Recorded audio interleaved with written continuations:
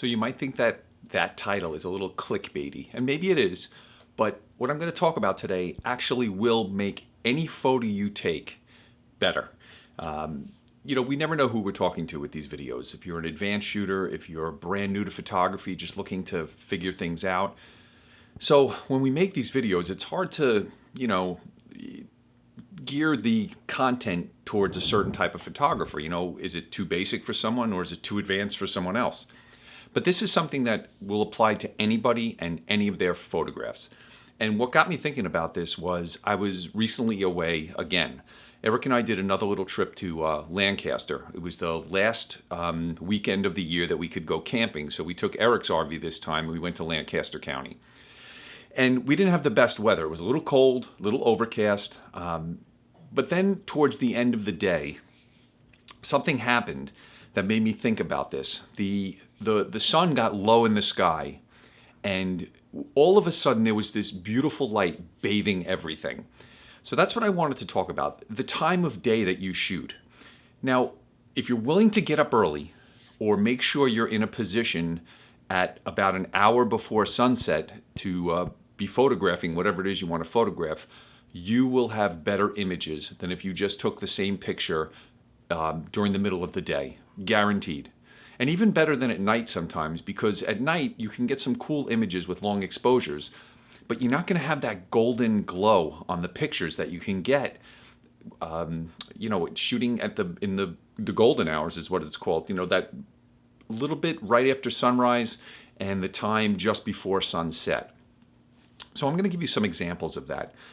Now, this first set of images I shot from Brooklyn of New York City. Eric and I got there in the middle of the afternoon, and we sat in the same spot for about 3 hours. And we were able to take shots from the same spot and just keep taking them as the light changed. And this is a really good example of if you wait long enough, you'll get the lighting that you want.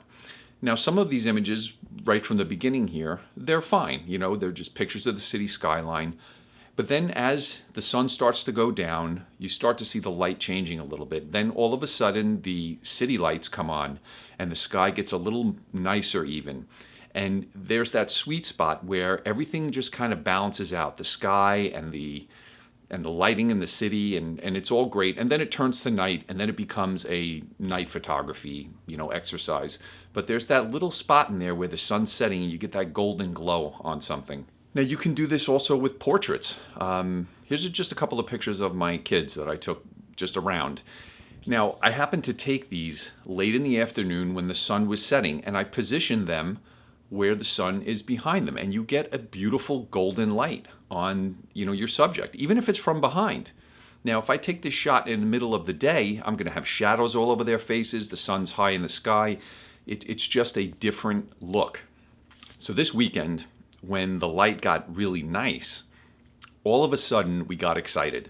We were driving around in I don't know if you've ever been there, but Lancaster County in Pennsylvania is a lot of Amish farms, and there's these silos that kind of stick out of the landscape, and it's kind of like low rolling hills, and it's just beautiful. There's horse and buggies around, and there's farm animals and horses right on the side of the road. So there were a lot of opportunities to take pictures of just interesting things.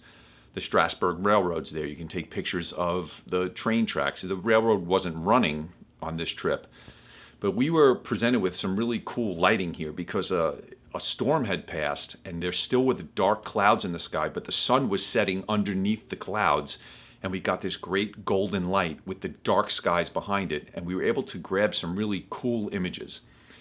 And there's just something about this. These don't need a lot of editing. There's really not much to do to these. If you just capture the image, a sharp image, you're good to go a lot of times. And then we got back to the campground.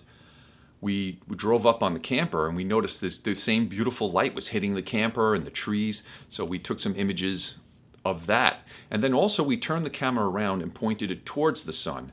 And in these images, if you notice, if you close your aperture down, you can get a sun star effect if you place the sun like just behind something so that just a little bit of the sun's rays are peeking out around the side. And this is a technique we use all of the time. And this is a really great way to create an interesting image where maybe there wasn't one. So we took a couple of images like this.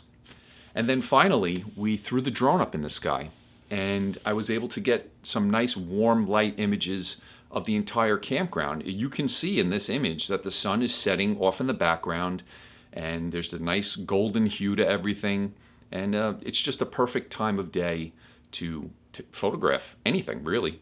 And the same could be said about the mornings. If you're willing to get up early, sunrises on the beach, really anywhere where you can, grab the sun coming up in the morning, you're going to get that same kind of warm light.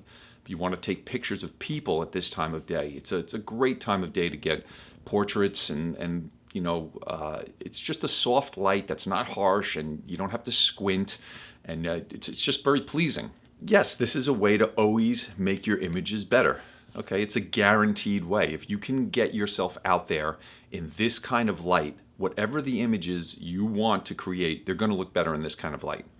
So that's just my little photo tip of the day here. I like kind of doing this type of video. I don't know how it's ringing out there for you guys. If you like these type of videos where it's just a little bit of, some of my experience and just imparting some wisdom I've gathered over the years of photographing all sorts of different things, just let me know in the comments if you like these type of videos. And I'm going to try to, just think about all the different little tips and things I've picked up along the way. They could be super simple, maybe something you already know.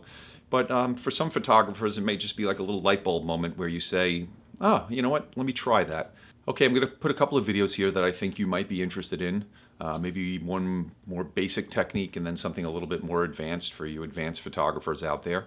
And, as always, thanks for watching the videos, and I'll see you in the next one.